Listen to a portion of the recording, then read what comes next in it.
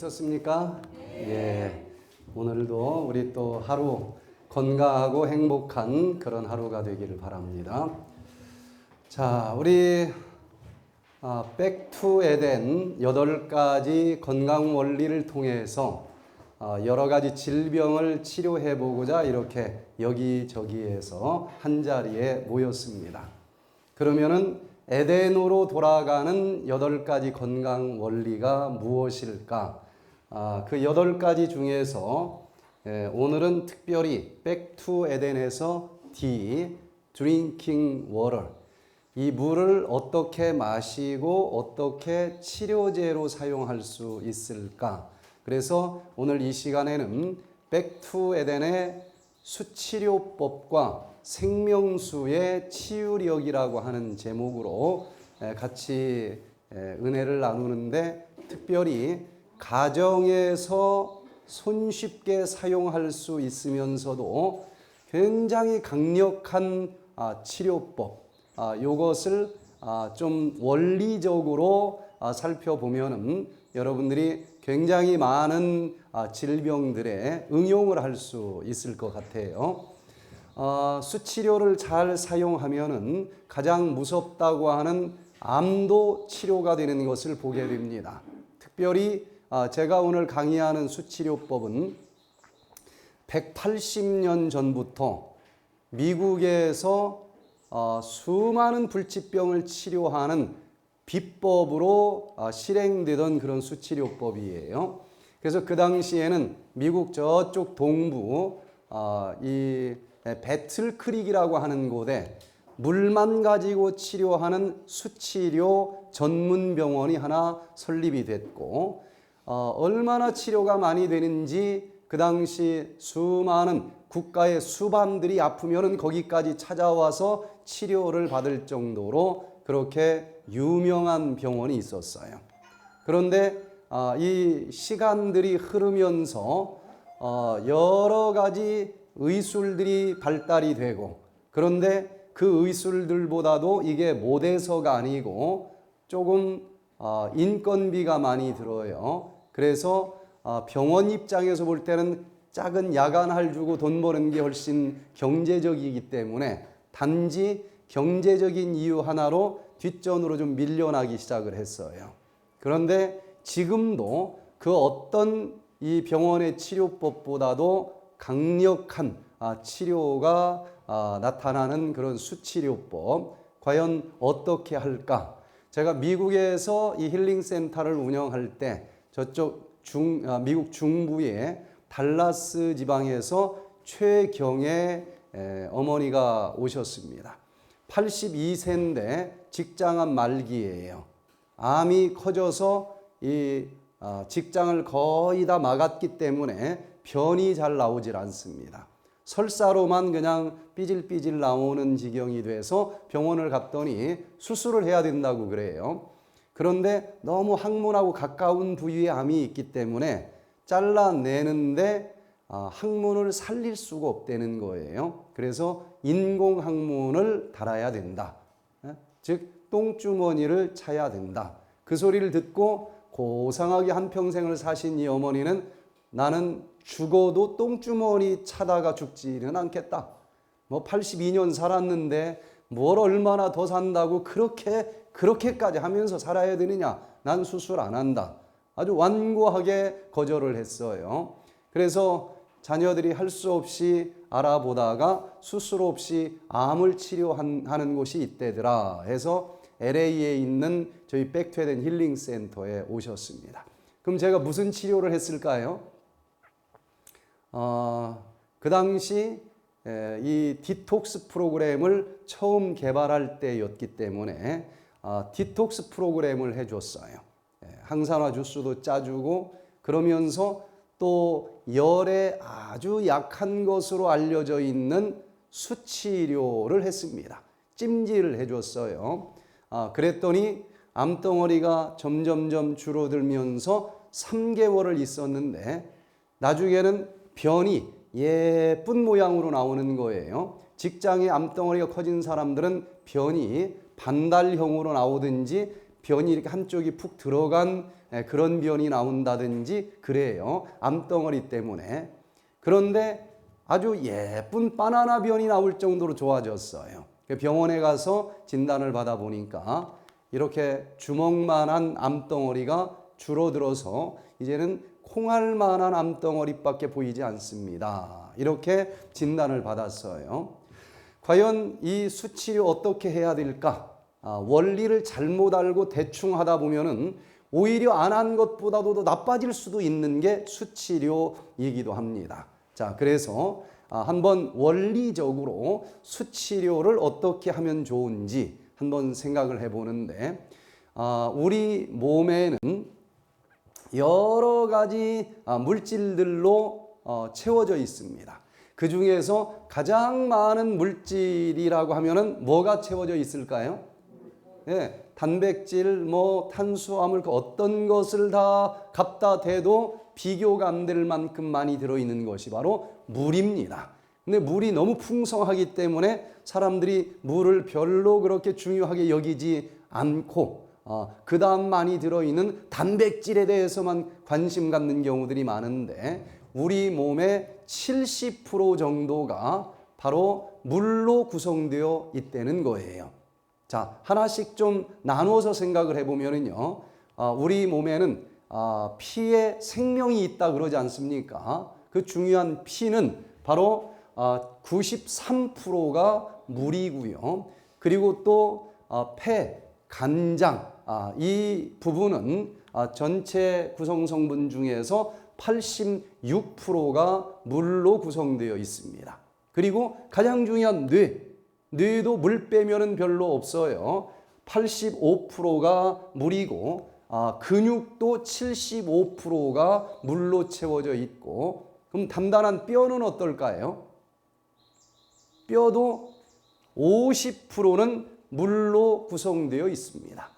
이렇게 가장 많은 부분을 차지하고 있는 물, 우리가 과연 어떤 물을 언제 어떻게 마셔야 되는지 제대로 알고 있는지 한 번 정도는 좀 생각을 해봐야 되지 않겠습니까?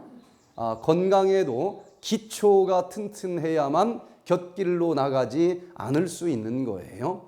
자, 그래서 여기 수치료법에 대해서 기록한 원조 가렵 부분 기별 2권 587페이지에 보면은 수치료법을 이렇게 설명을 하고 있어요. 만약에 저들이 열병의 상태로 신음할 때에 물을 마음껏 마시게 하고 외부적으로 응용하였다면 목숨들이 살아났을 것이다.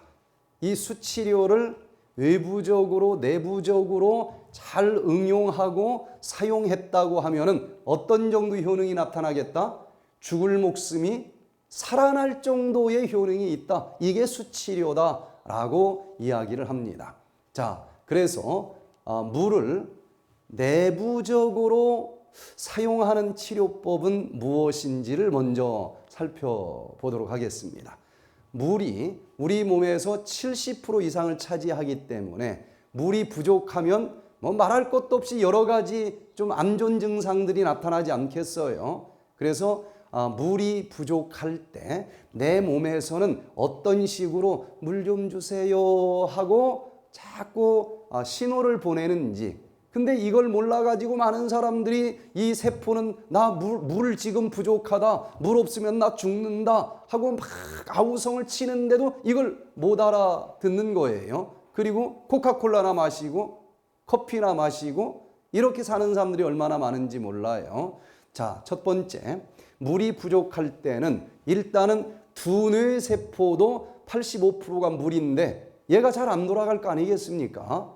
그래서 여기가 뭔가 안개 낀 것처럼 텁텁하고 멍하고 띵하고 잘 안 돌아가, 머리가 잘 안 돌아가요.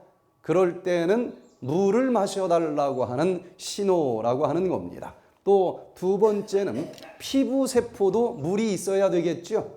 물이 부족하면은 피부 세포가 좀 거칠어져요. 그리고 또 뭔가 이 피부가 탄력이 떨어집니다. 보면은 뭔가 좀 시들시들한 거예요. 팽팽하고 윤기가 나는 것이 아니고. 그래서 이럴 때는 물을 좀 마셔주면 좋겠고, 또 물이 많이 부족하면은 갈증을 이제 느끼다가 그거보다 더 많이 부족하면은 죽습니다. 탈진 상태로 쓰러질 수도 있는 거예요. 12%가 부족하다 그럼 죽습니다. 죽어요. 그 다음에 이제 물이 부족할 때는 결석이 생깁니다. 왜 결석이 생길까요? 내 몸속에서 일을 하고 이제 남아도는 찌꺼기는 몸 밖으로 버려져야 되겠죠. 그런데 찌꺼기가 발이 달려 있는 게 아니에요. 물에 흘러서 떠내려가야만 됩니다. 근데 물이 부족하면 우리 몸도 다 생각이 있기 때문에 물을 함부로 버리지를 못해요. 왜? 주인 양반이 물을 잘 안 마셔주는데 막 버리면 나중에 이제 죽을 수도 있는 거예요. 그래서 물을 아낍니다. 그래서 이 버릴 찌꺼기를 여기 신장에서 가능하면 오랫동안 가지고 있어요. 그리고 물은 조금, 이 독소는 많이, 이렇게 해야 물이 절약이 될 것 아니겠어요? 그렇게 졸여가지고 소변으로 버리니까 소변색은 노란색이 되고, 그렇게 졸이다 보니까 그 여러 가지 미네랄 같은 칼슘 같은 이런 물질들이 딱딱하게 굳어서 결석이 된다는 거예요. 그래서 결석 환자들은 특징이 물을 잘 안 마셔준다는 특징이 있습니다. 자, 또 물이 부족할 때는요, 이렇게 찌꺼기가 바로바로 버려지지 못하고 우리 몸속에 오랫동안 남아있으니까 쓰레기 있는 곳에 뭐가 많이 낍니까? 벌레가 많이 끼듯이 세균이 감염하기 좋은 환경을 가지고 있어서 걸핏하면 병이 든다는 거예요. 또 물이 부족할 때는 아까 얘기한 것처럼 소변색이 짙어지게 돼 있고, 또 물이 부족하니까 우리가 먹어준 음식 속에 있는 물을 조금이라도 더 뽑아내야 되지 않겠어요? 흡수해야 되지 않겠습니까?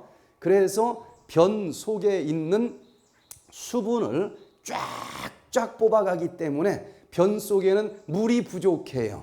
물이 부족하니까 딱딱하게 굳어서 나가지 않는 변비가 옵니다. 변비 환자들은 물을 적게 또 마셔주는 경우가 많다는 거예요. 그리고 이렇게 찌꺼기가 많고 독소가 많고 세균이 자꾸 득실득실 끓으니까 그 과정에서 열이 잘 나겠죠. 미열이 항상 있는 경우가 많습니다. 자, 이런 경우에는 뭐가 부족하다고 판단하면 되겠어요? 물이 부족하구나. 이때는 물을 마셔줘야 됩니다. 물이 최고의 치료제예요. 이럴 때는 물이 부족해서 나타나는 이상 증상은 어떤 약으로도 제대로 치료가 안 되는 거예요. 자, 그러면은 도대체 이 중요한 물을 얼만큼 마셔줘야 될까요? 그냥 대충 마시는 경우가 많잖아요.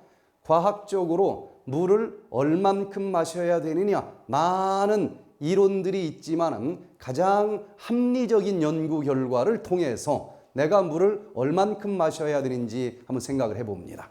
우리는 활동을 계속하는 살아있는 존재예요. 활동을 한다는 얘기는 에너지를 이 속에서 만들어낸다는 얘기고, 에너지를 만들 때는 불만 나오는 게 아니라 연기도 같이 나오잖아요. 그래서 찌꺼기가 나옵니다. 독소가 나와요. 그러면 우리가 건강하게 살기 위해서 독소가 그때그때 잘 버려져야 되잖아요. 그러면 건강한 사람이 하루 2000kcal의 이 칼로리를 쓰면서 활동을 한다고 하면 필연적으로 독소가 나올 거예요. 그 독소를 충분히 배설시켜 주기 위해서는 물과 함께 버려져야 되니까 대소변으로도 좀 버려줘야 되겠죠. 그래서 독소 버리기 위해서 대변, 소변을 보는데 거기로 같이 딸려 나가는 물이 보통은 1.6리터 정도가 된다는 거예요. 자기가 하루 소변을 얼만큼 버려주는지 꼭 한번 재봐야 됩니다. 자기가 1리터를 버리는지 0.5리터를 버리는지 거의 몰라요. 한번 받아보면은 와, 내가 이렇게 많이 오줌으로 물을 버린다는 거야? 한번 받아봐야 돼요. 집에서는 간단하게 물병 사 먹는 것이 500ml짜리죠. 병 아까울 것도 없으니까 전부 거기다 받아보는 거예요. 한두 번은 해봐야 됩니다. 그러면 그게 3병 나왔다. 그러면 물을 얼마 오줌으로 싼 거예요? 500이니까 3병이면 1500. 그것을 꼭 알아야 물을 더 마셔줄 때에 건강한 사람은 더 마신 것만큼 소변으로 나가게 돼 있어요. 근데 마셨는데 오줌은 별로 안 늘어난다? 그러면은 신장에 문제가 있는 거예요. 그래도 계속 마시면 이제 문제가 심각해집니다. 그래서 마시는 것만큼 충분히 나가주는지 알려면, 특별히 신장이 좀 안 좋다는 소리를 들은 사람들은 꼭 소변을 받아서 몇 리터를 싸는지를 계산을 해봐야 된다는 거예요. 자, 그 다음에 땀으로도 독소를 좀 버려줘야 되겠죠. 그래서 땀으로 0.5리터 정도의 물이 나가고요. 그리고 숨 쉴 때도 입김이 나갑니까? 침도 튀깁니까? 이것도 물이에요. 그래서 호흡할 때 0.5리터 정도의 물이 나갑니다. 또 피부에서도 나도 모르게 이 물이 증발되겠죠. 땀이 줄줄줄 나오지는 않아도 계속 증발이 돼요. 그것이 한 0.5리터 정도 됩니다. 그래서 건강한 사람이 운동도 하고 걸어 다니고 이렇게 활동할 때에 우리 몸에서 나가는 그 물의 양이 얼마나 될까요? 3.1리터 정도가 됩니다. 그러면 물이 3.1리터가 나갔으니까 언제나 70% 정도의 물이 유지되려면 그만큼 먹어줘야 된다는 얘기죠. 자, 그러면 우리가 하루 3끼 음식을 먹습니다. 음식 속에도 물이 들어있을까요? 들어있지요. 그래서 보통 2000kcal 섭취하는 사람들의 음식 속에는 물이 얼마나 들어있는가 하고 계산을 해보니까 1.5리터 정도 들어있어요. 그리고 또 이 세포 속에서 우리가 먹어준 포도당이 에너지로 태워지는 과정에서 물이 또 나옵니다. 그 물이 한 0.1리터 정도 돼요. 그러면은 보통 숨 쉬고 살아가는 사람들은 하루에 물을 얼만큼 지금 만들어준다는 얘기입니까? 음식으로 1.5 그리고 세포에서 0.1 그러니까 얼마예요? 1.6. 근데 하루 나간 것은 3.1이니까 그 다음 나머지는 물로 마셔줘야 된다는 얘기죠. 그럼 얼마를 마셔줘야 될까? 3.1에서 1.6을 빼면 얼마가 나옵니까? 1.5. 그래서 물로 보통 사람들이 마셔줘야 될 양은 1.5리터가 된다는 거예요. 그래서 우리가 1.5리터를 마셔줘야 되니까 200ml 컵으로는 몇 병을 마셔야 됩니까? 6병을 마셔주면은 2, 8, 16, 1.6리터가 되겠고, 그 다음에 1.8리터로 마셔주면은 8잔 정도 또 마셔줘야 된다는 얘기예요. 그래서 보통 컵이 1.8리터 아니면 좀 크면 2리터 이렇게 되니까 하루에 6잔 내지 8잔을 마셔주라는 얘기가 여기서 나온 이야기가 되겠어요. 자, 그래서 우리가 이 물을 하루에 6컵 내지 8컵 정도 마셔주는데 나는 남들보다 몸집이 더 큰데 나도 똑같이 마셔야 되느냐?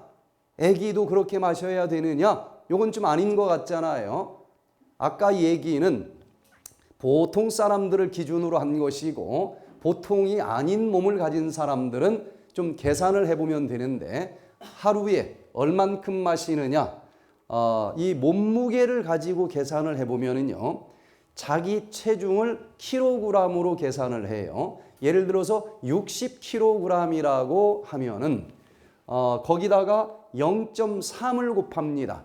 그러면 얼마가 나와요? 60 곱하기 0.3이면은 18리터를 마시면 돼요. 18리터. 60kg면은 18리터.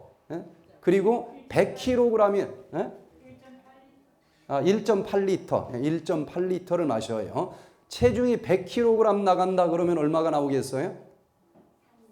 3리터. 몸무게가 많으면 물이 더 많이 필요로 되겠죠. 이런 식으로 계산을 하도록 되어 있습니다. 또 물을 마시는 시간이 중요한데 물을 마시는 시간은 밥을 먹자마자 마시면은 위산이 희석이 돼서 소화가 안 돼요. 위에서 위산이 음식을 소화시키는 시간은 평균 2시간이 걸리니까 밥 먹고 나서 2시간은 지나서 마셔야 소화에 장애가 없겠죠. 그리고 물을 마시면 물은 30분이면은 흡수가 돼버립니다. 그래서 밥 먹기 전에 30분 전까지만 마셔주면은 위산을 희석시키지 않을 수 있다는 거예요. 그래서 식후 2시간 이후부터 식전 30분 전 공복에 한 번에 마시든 몇 번 나눠서 마시든 그때 마셔주면 되겠어요. 자, 그러면은 물을 마실 때 많은 사람들은 언제 마셔줍니까? 느낌으로 갈증이 있을 때 마시죠, 보통은. 맞습니까? 갈증이 있을 때 마시는데 얼만큼 마셔요? 갈증이 사라질 때까지 마시죠. 요게 잘못됐다는 거예요. 거의 대부분은 기준을 갈증 센서에 맞춰서 마십니다. 그런데 나이가 드니까 여기 피부도 쭈글쭈글해지죠. 키도 줄어들었습니까? 다 줄어들어요. 어디? 여기 혓바닥, 입맛도 좀 둔해졌습니까? 그래서 할머니가 밥 해주면 짜서 못 먹어, 어떤 때는. 이게 둔해졌어요. 인정하십니까? 네. 그러면 요 센서, 갈증을 느끼는 센서도 어떻게 됐을까요? 둔해졌어요. 그래서 이 갈증 센서가 느끼는 대로 마셔주면은 내 몸에 필요한 것만큼 못 마셔준다는 거예요. 이것을 하버드 대학에서 연구한 결과를 보니까 운동선수를 이제 물을 마시지 않고 막 달리게 했어요. 그랬더니 한 3시간 정도 달리고는 나 더 이상 못 달려 그러더래요. 이제 두 번째 사람에게는 물을 네가 원하는 만큼 마셔라 그랬어요.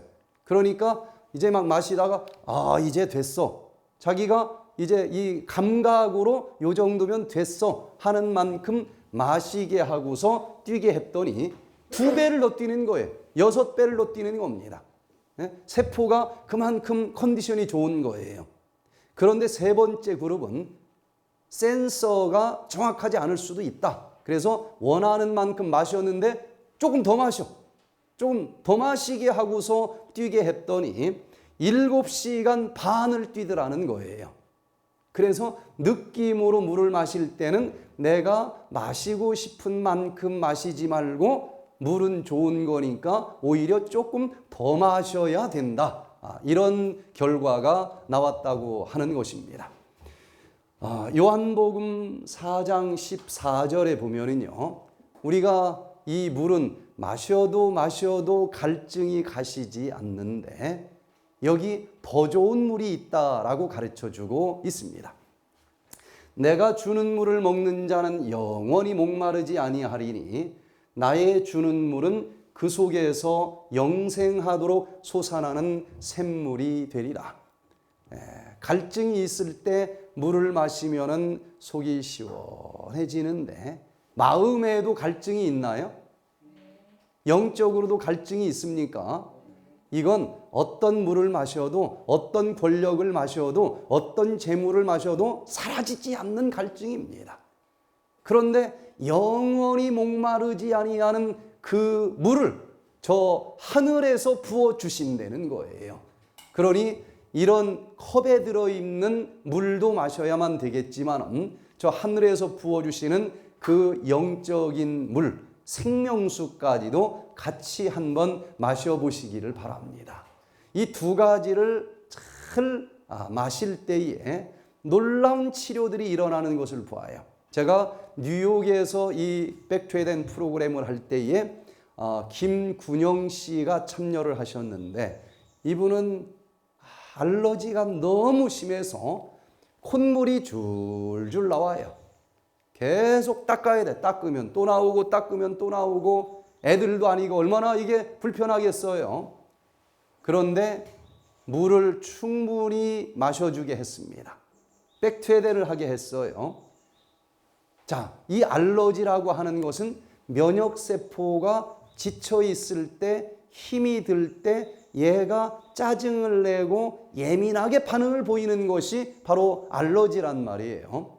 그런데 물을 충분히 마셔줬더니 요 면역세포가 드디어 물이 충분해지니까 힘이 나고 평안해지는 거예요. 그러면서 일주일 지나니까 콧물이 딱 떨어지는 거예요. 야, 이거 약을 안 먹고도 이게 사라지네. 그래서 그 다음 주에 이어서 저쪽 플로리다 올랜도에 가서 제가 또 한 주일을 한다고 그러니까 나 뿌리 뽑아야 되겠습니다. 그러면서 거기서 비행기 타고 또 플로리다까지 와서 이 프로그램을 한 주 더 했는데 이제 다 난 것 같습니다 하고 거기에서 체험담을 얘기하는 모습을 우리가 볼 수가 있었어요. 자, 그러면 지금까지는 물을 마셔주는 방법, 즉 내부적으로 사용하는 치료법을 배웠는데 물을 외부적으로도 사용할 수 있을까요? 예, 이 외부적으로 사용하는 치료제가 또 놀라운 효과가 있습니다. 자, 외부적으로 물을 치료제로 사용할 때는 물의 성질을 알아야 돼요.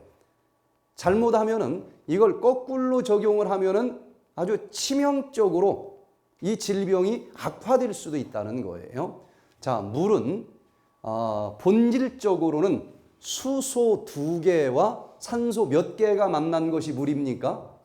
하나. 네? 수소 2개에 산소 하나. H2O입니다. 물은.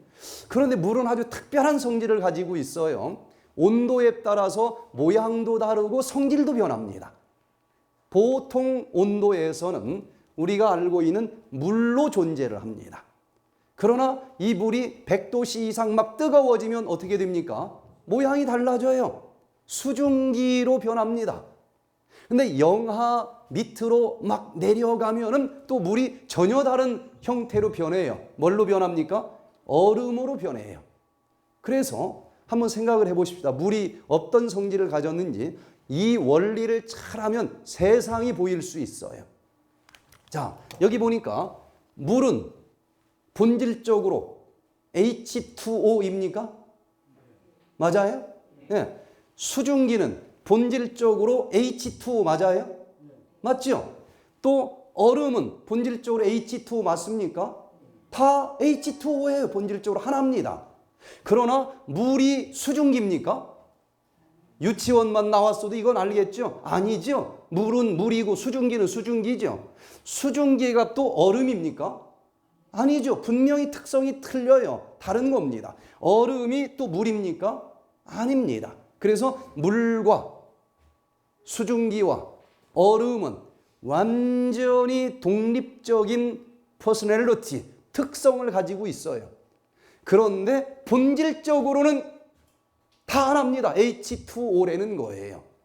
그래서 이 특성을 잘 활용을 하면은 우리 몸이 70%나 물로 구성되어 있기 때문에 이 물이 나쁜 물로 독소로 인해서 오염되면 그때 질병으로 나타나는 것인데 다시 외부의 신선한 물을 내적으로 외적으로 잘 활용해 주면 가장 빠른 속도로 이 원래 몸으로 회복될 수밖에 없는 기가 막힌 치료제가 될 수 있다고 하는 것입니다. 요한계시록 21장 6절로 7절에 보면은요. 또 내게 말씀하시되 이루었도다 나는 알파와 오메가요 처음과 나중이라. 내가 생명수 샘물로 목마른 자에게 값없이 주리니 이기는 자는 이것들을 유업으로 얻으리라. 저는 나의 하나님이 되고 그는 내 아들이 되리라. 우리가 이 육적인 물만 잘 이해하고 그 특성을 내 몸 어디가 아픈지에 따라서 적절하게 활용하면서 적용하면 이 육체가 원래 상태로 돌아가는 기가 막힌 치료제가 되겠는데 문제는 내 마음 아니겠습니까? 내 영혼이 곤고해요. 내 영혼이 너무 외롭고 아주 허전하고 힘들어요. 물을 100바가지 마셔도 이 갈증은 사라지지 않는 겁니다. 그런데 여기 보니까 하나님께서 우리의 영혼을 시원하게 만들어주는 생명수를 주신다 그랬어요. 그래서 이 하나님께서는 내가 바로 생명수 샘물을 너에게 주겠다. 그래서 바로 생명수 샘물을 주시는 그 하나님의 특성을 우리가 잘 이해한다고 하면은 영혼이 망가졌을 때에 회복될 수가 있다고 하는 거예요. 자, 영적인 세상이나 육적인 세상이나 다 누가 만드셨습니까? 하나님이 만들었기 때문에 전혀 다른 것처럼 보여도 원리는 똑같다는 거예요. 그래서 생명수 되시는 하나님의 특성을 많은 사람들이 잘 이해하지 못하는데 살펴보면은요, 하나님, God, 그 하나님은 본질적으로는 H2O, 성경에서 생명수 되시는 하나님이다 라고 얘기하고 있지 않습니까? 그런데 그 하나님은 전혀 다른 퍼스널리티, 특성을 가진 세 분의 모습으로 존재한다는 것입니다. 자, 보통은 Holy Father, 거룩한 아버지 하나님, 성부 하나님의 모습으로 분명히 그 하나님이 있다는 거예요. 또 생명수 하나님은 또 어떤 분이 있는가 하면 Holy Spirit, 거룩한 영, 성령 하나님으로 또 존재한다는 것입니다. 세 번째는 Only Son, 독생자, 성자 하나님으로 존재해요. 자, 그러면 성경을 읽어보면은 아버지 하나님은 본질적으로 하나님이십니까? 하나님이라고 분명히 얘기를 해요. 또 Holy Spirit, 성령 하나님도 본질적으로는 생명수 되시는 하나님이십니까?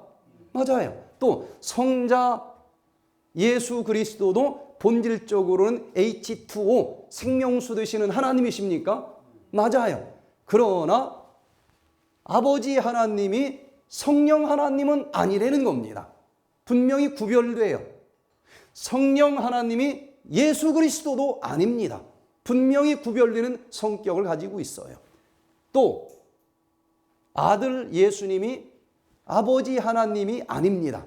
맞습니까? 네, 분명히 성경은 하나씩 읽어보면 이렇게 돼 있는데 이게 도대체 무슨 말인지 이해가 안 되는 거예요. 생명수 되시는 하나님은 H2O입니다. 분명히 생명수 되시는 하나님이에요. H2O인데 조금 나눠서 보면은 H가 몇 개예요? 둘이고 O가 하나이신 삼위일체의 하나님입니다. 자, 성경에서는 여기까지 얘기를 하는데 도대체 이게 무슨 말인지 세 개면 세 개고 하나면 하나지 어떻게 삼위 세 분의 독립된 성격을 가진 하나님이시면서도 본질적으로는 일체 한 하나님이라고 그러느냐? 이걸 죽을 때까지 연구해도 이해가 안 되는 사람들이 있어요. 괜찮아요. 하나님이 다 이해된다고 하면 이미 하나님이 아닌 것입니다. 예를 들어서 이 주인이 강아지를 끌고 가는데 갑자기 목줄을 그냥 꽝 하고 잡아당겼어. 강아지 목이 어땠을까요? 아팠겠죠. 근데 강아지는 에이 주인 양반이 왜 이래? 기분 나쁠 수도 있지만 이 주인 양반이 왜 그랬는지 다 이해할 수는 없을 거예요. 그죠? 아프게 했지만 그렇게 갑자기 잡아당기지 않았으면 차에 치여서 죽었을 수도 있는 것 아니겠습니까? 자기는 왜 하나님이 저래? 왜 주인이 저래? 그랬을는지는 모르지만 그 아픈 것조차도 사실은 사랑으로 했다고 나중에는 이해할 수도 있다는 거예요. 강아지가 어떻게 그 주인의 마음을 100% 이해할 수 있겠느냐? 하물며 우리 인간이 이 유한한 인간이 무한한 하나님의 모습을 어떻게 완벽하게 이해할 수 있겠느냐?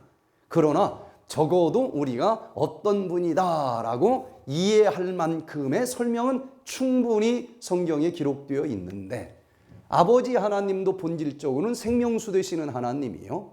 성령 하나님도 본질적으로는 생명수 되시는 하나님이요. 우리에게 생명을 주시는 하나님이라 이거예요. 예수님도 본질적으로는 생명수 되시는 하나님이지만 분명히 한 하나님이지만 아버지 하나님, 아들 하나님, 이 성령 하나님은 분명히 독립적인 어떤 인격을 가지신 분으로 존재한다. 이렇게 이해를 할 수 있겠어요.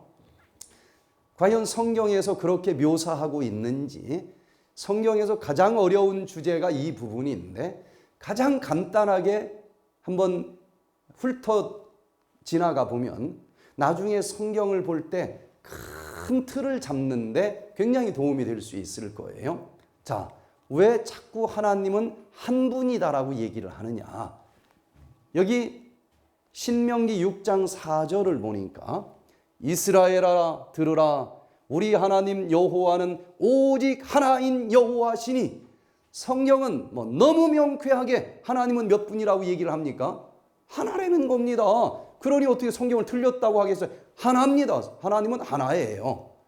그런데 또 그렇게 단순하질 않아요. 그 하나님께서 이 세상을 창조하셨다, 그렇게 기록이 되어 있지 않습니까? 바로 창세기 1장 1절 성경 제일 첫 글자가 태초에 하나님이 천지를 창조하시니라. 그러면 이 하나님은 한 분이라고 했으니까 분명히 몇 분입니까? 한 분이어야 됩니다. 그런데 다시 좀 깊이 살펴보면은 여기서 기록된 이 세상을 창조한 하나님은 원어로 엘로힘이라고 하는 단어를 썼는데 이 성경이 기록된 히브리어에서는 하나님이라고 하는 엘로힘은 복수라고 하는 것입니다. 하나님들이 천지를 창조했다는 거예요. 그러면 한 분이 아니고 하나님은 여러 분이구나. 또 그러면 안 맞아요. 자, 이 영어나 히브리어는 주어가 단수이냐 복수이냐에 따라서 그 뒤에 따라오는 이 동사 형태가 달라지지 않습니까? 그런데 분명히 하나님들이 만들었다 그랬는데 만들었다라고 하는 단어는 봐라, 단수일 때, 주어가 단수일 때 사용되는 단어가 기록됐다는 거예요. 그래서 우리는 성경이 이건 맞고 저건 틀리다 이렇게 엉터리로 정리하기를 원하지 않으면 있는 그대로 이해하면 하나님은 한 분이다. 그러나 세 분의 특성을 가지신 하나님이 존재한다. 이것을 세 분의 위격, 특성을 가지신 어떤 퍼스널리티를 가지신 분이 계시지만 본질적으로는 일체다, 한 분이다. 그래서 삼위일체의 하나님이다. 이렇게 정리를 하고 있습니다. 자, 그러면은 그 하나님이 한 분이라는 것은 그냥 믿으면 되겠는데 세 분이라는 얘기는 도대체 어떻게 구별이 될까? 첫 번째, 성부 하나님이 있겠죠. 아버지 하나님은 주로 어떤 일을 했는가? 보니까 이 세상을 창조할 때 복수의 하나님이라고 했는데 그 중에 성부 하나님이 들어가요. 왜냐하면 하나님이 가라사대 우리의 형상을 따라 우리의 모양대로 우리가 사람을 만들고 그로 바다의 고기와 공중의 새와 육축과 온 땅과 땅에 기는 모든 것을 다스리게 하자. 이게 바로 창세기 1장 26절인데 우리를 누가 만들었어요? 하나님이 만들었는데 여기 내가 만들었다고 하지 않고 뭐라고 했습니까? 우리가 만들었다고 그랬어요. 우리. 분명히 복수라고 인정할 수밖에 없는 거예요. 자, 이렇게 성부 하나님이 가라사대 이 성부 하나님이 혼자 만든 게 아니고 우리가 그랬으니까 여기 이 하나님도 들어가요, 안 들어가요? 들어가요. 그래서 여기 하나님 여호와라고 하는 이름을 가진 하나님께서는 이 세상을 창조하시는 일에 주로 주권을 가지고 일을 하셨다는 거예요.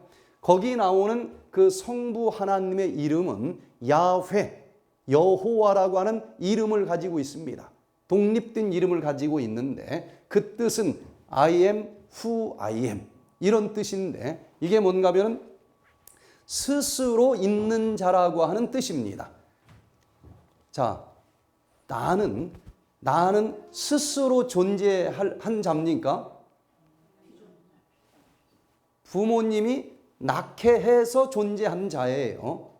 그런데 그 부모님은 누가 낳게 했어요? 결국은 하나님이 낳게 했다는 것입니다. 그런데 어느 누구도 낳은 적이 없어. 누가 만들어준 적이 없어. 그냥 처음부터 스스로 존재했어. 그게 하나님이라는 것입니다. 모든 존재는 그 하나님이 있게 했어요. 그래서 나머지 모든 피조물은 만들어진 자입니다. 누군가가 만들어줬기 때문에 존재해. 그런데 어느 누구도 만들어준 적이 없는데 그냥 스스로 존재해. 요게 하나님이라는 뜻입니다. 즉, 그 스스로 있는 자 여호와는 스스로 모든 것을 만드신 창조주라고 하는 뜻입니다. 그래서 아버지 하나님은 이 세상 모든 만물을 창조하시는 일이 주된 일이었다라는 것을 알게 됩니다. 자, 그 다음에 성자 하나님은 과연 어떤 분인가 보니까 요한복음 1장 1절부터 보면은 태초에 누가 계셨어요? 말씀이 계셨습니다. 그런데 이 말씀이 누구와 함께 계셨어요? 하나님과 함께 계셨어요. 그럼 말씀이 따로 있고 하나님이 따로 있다는 얘기죠. 예. 그런데 이 말씀이 곧 하나님이시래. 태초에 말씀이 하나님과 함께 계셨어요.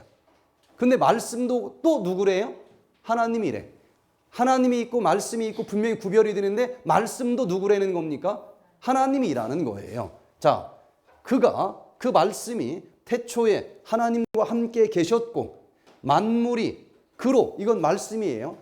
말씀으로 말미암아 지은 바 되었으니 지은 것이 하나도 그가 없이 된 것이 없느니라. 바로 하나님이 있고 말씀이 있는데 말씀이 하나님과 함께 이 세상 모든 만물을 만들었다는 것입니다.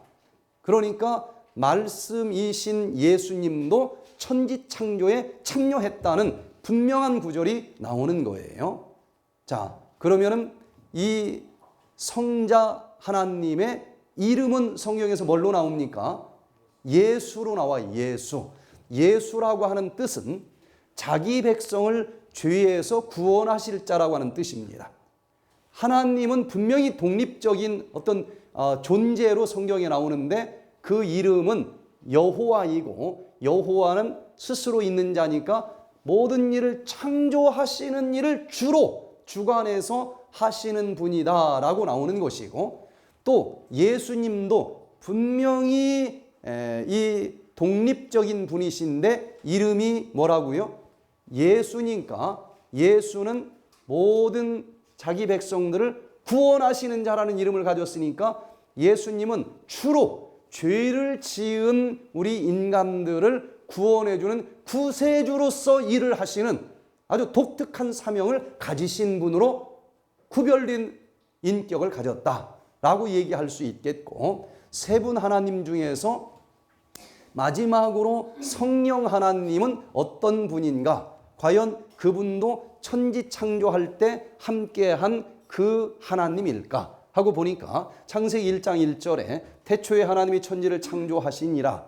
땅이 혼돈하고 공허하며 흑암이 깊음 위에 있고 하나님의 신은 수면 위에 운행하시니라.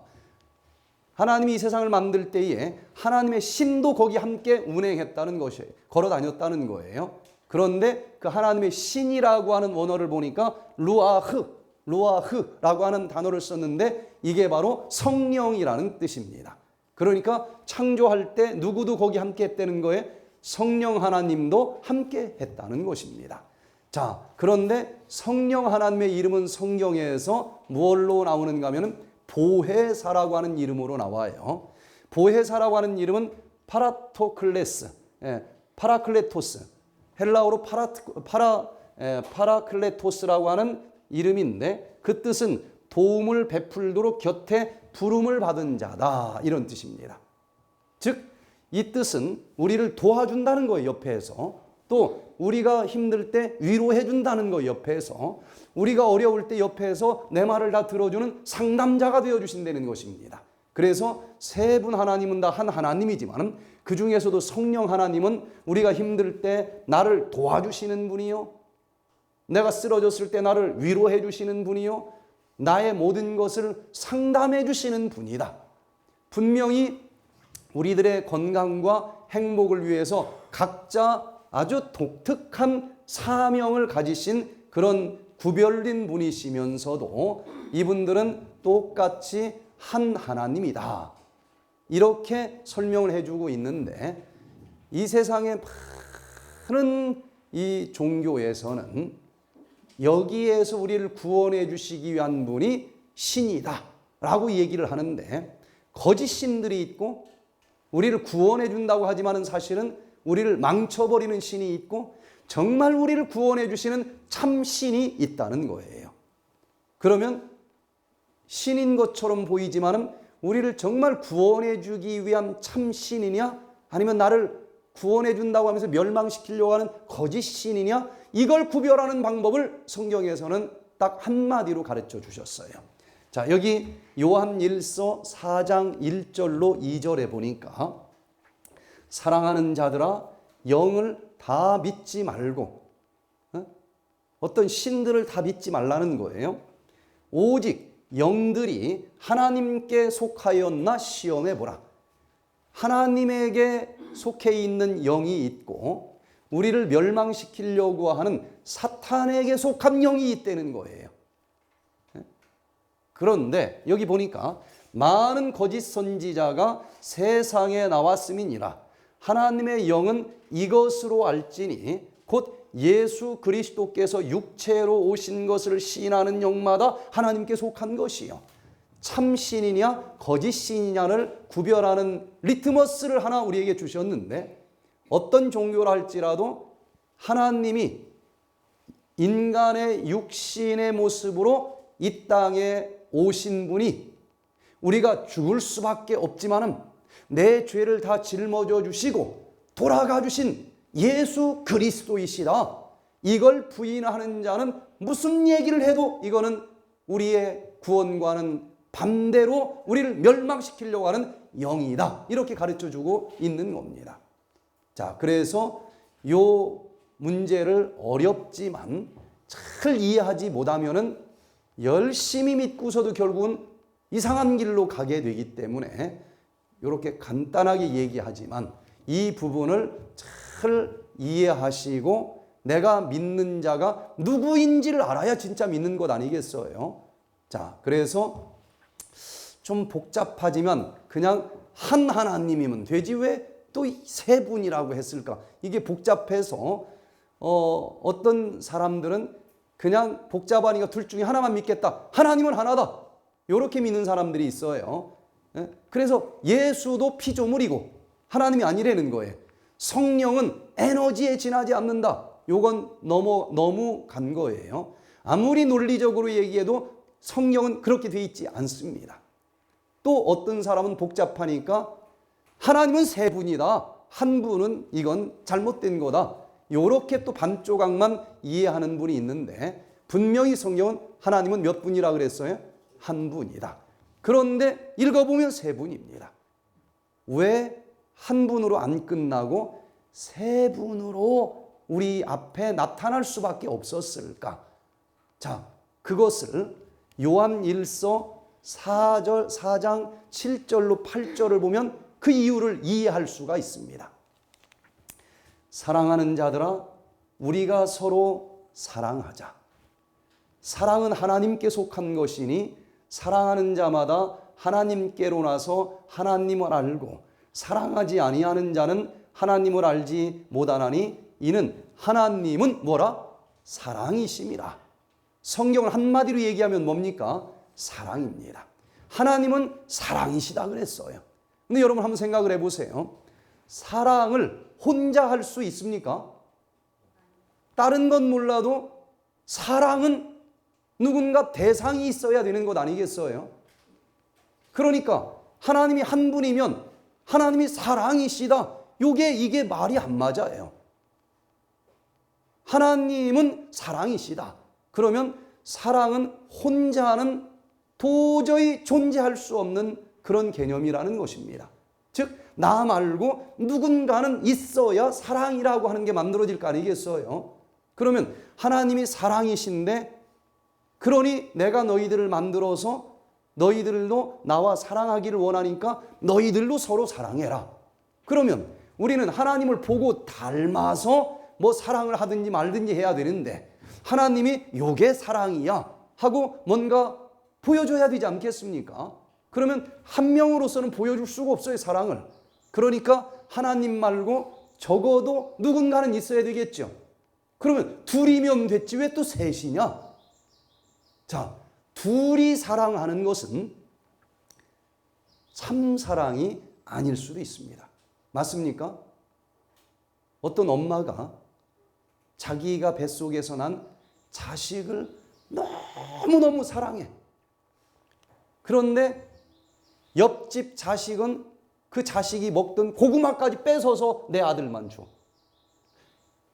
요건 참 사랑입니까? 좀 이상한 사람입니까? 이건 뭔가 이상하죠. 자기가 누군가 한 사람만 죽도록 사랑하는 사랑은 이 세상에 굉장히 많은데, 그런데 지탄받는 사랑이 있어요, 없어요? 저건 사랑이 아니다. 지 가족만 사랑하지 옆에 사람은 그냥 다 뺏고 죽이고 이런 이상한 사랑은, 이건 사랑이 아니지 않습니까? 이건 이기적인 사랑이에요. 이기적인 사랑은 둘은 사랑할지는 모르지만 이건 진정한 의미에서 사랑이 아니라는 거예요. 그래서 최소한 진정한 사랑이 되기 위해서는 내가 혼자는 안 되고 누군가를 사랑해야 될 것이고, 그리고 둘만이 아니고 또 제3자까지도 사랑이 가능한 이타적인 사랑, 이게 진짜 사랑의 최소한의 모델 아니겠습니까? 그러니까 적어도 사랑이신 하나님은 최소한 몇은 돼야 이 개념이 성립된다는 거예요? 셋은 돼야 된다는 것입니다. 그래서 그 세 분 하나님이 정말 사랑이 무엇인지를 보여주면서 또 그분이 만든 우리 인간들까지도 이렇게 사랑하면서 살자, 우리 서로 사랑하자, 요게 성경의 핵심입니다. 그래서 이 하나님이 어떤 분인지를 우리가 본질적으로 이해하기만 하면은, 아, 하나님은 삼위일체이시면서 우리를 사랑하시려고 하시는 생명수 되시는 분이구나. 그러니 우리도 그분을 닮아서 이렇게 사랑하면서 살아보자. 그게 이론이 아니고 가능하도록 만들어져 있다는 거예요. 그래서 이 물을 가지고 치료를 할 때에 물의 특성을 이렇게 근본적으로 알아야만 깊이 있는 치료가 가능하기 때문에 오늘은 영적인 물과 육적인 생명수의 특성과 본질에 대해서 좀 살펴봤습니다. 제가 저녁 때에는 그 특성을 어떤 질병에 따라서 이렇게 적절하게 사용해 주면 얼마나 놀라운 치료제가 되는지 수치료법의 아주 기초적이고도 분명한 그런 내용들을 가지고 이어서 좀 살펴보는데, 이건 집에서도 사용할 수 있는 방법이고, 그리고 병원에서도 이걸 현재도 사용하고 있는 아주 파워풀한 치료법입니다. 이 수치료법을 잘 배우시면은 암덩어리까지 다 녹아 없어질 수 있는 파워풀한 방법인데, 여기 다 준비가 돼 있는데도 이걸 제대로 활용을 못하는 사람들이 많아서 저녁 때는 조금 깊이 있게 이 부분을 살펴보도록 하겠습니다. 자, 우리 안녕하십니까? 양일권 박사입니다. 여러 가지 생활 습관병으로 고생하고 계시는 분들이 있습니까? 백투에덴 힐링 센터로 오십시오. 질병을 근본적으로 치유하실 수 있습니다. 현대인들을 괴롭히는 각종 암, 고혈압, 심장병, 뇌졸중, 당뇨병, 류마티스, 아토피, 알러지, 자가 면역 질환 등은 잘못된 생활 습관 때문에 생기는 생활 습관병입니다. 유전학에 의하면 이러한 각종 생활 습관병들은 태어날 때 이미 부모로부터 질병 유전자를 물려받았을 가능성이 높다고 합니다. 그러나 최근에 발전한 후생 유전학에 의하면 어떤 종류의 질병 유전자를 가지고 태어났을지라도 유전자의 스위치를 끄기만 하면 질병이 치유되고 그 질병으로부터 해방될 수 있습니다. 그런데 그 유전자의 스위치를 끄느냐 켜느냐 하는 것은 그 사람이 태어난 후에 생활 습관에 의해서 결정됩니다. 백투에덴 힐링 프로그램은 예방의학, 한의학, 천연치료학, 심리영양학 등의 최첨단 학문의 연구 결과를 통합적으로 사용하여 질병의 원인이 되는 잘못된 생활 습관을 가장 단시간 내에 가장 확실히 고칠 수 있도록 도와주는 획기적인 프로그램입니다. 후생 유전학을 바탕으로 생활 습관을 개선함으로 질병 유전자의 스위치를 꺼서 각종 불치병, 난치병을 치유할 수 있는 획기적인 백투에덴 힐링 프로그램에 여러분을 초청합니다. 백투에덴에는 두 가지 프로그램이 있습니다. 먼저 평생 잘못된 생활 습관으로 인해서 몸에 축적된 독소를 제거해주는 디톡스 프로그램인 비우기 프로그램이 있습니다. 다음에는 건강에 좋은 음식을 먹으면서 치료하는 건강식 프로그램인 채우기 프로그램이 있습니다. 한방에서는 만병의 근원은 일독이라 했습니다. 만 가지 질병은 한 가지 독소에서 시작한다는 것입니다. 양방에서는 세계 최고의 의과대학인 존스 홉킨스 대학에서 질병이 36,000 종류가 있는데 그 모든 질병의 최종적인 원인은 활성산소라고 하는 독소라고 발표를 했습니다. 최고의 치료 환경을 갖춘 설악산 백투에덴 힐링 센터에서 만병의 근원이 되는 활성산소를 해독하는 항산화 주스, 해독을 위한 효소, 그리고 새로운 세포를 생성하기 위한 건강식 등의 치료 방법으로 완전한 치유와 행복의 삶을 시작하시기 바랍니다.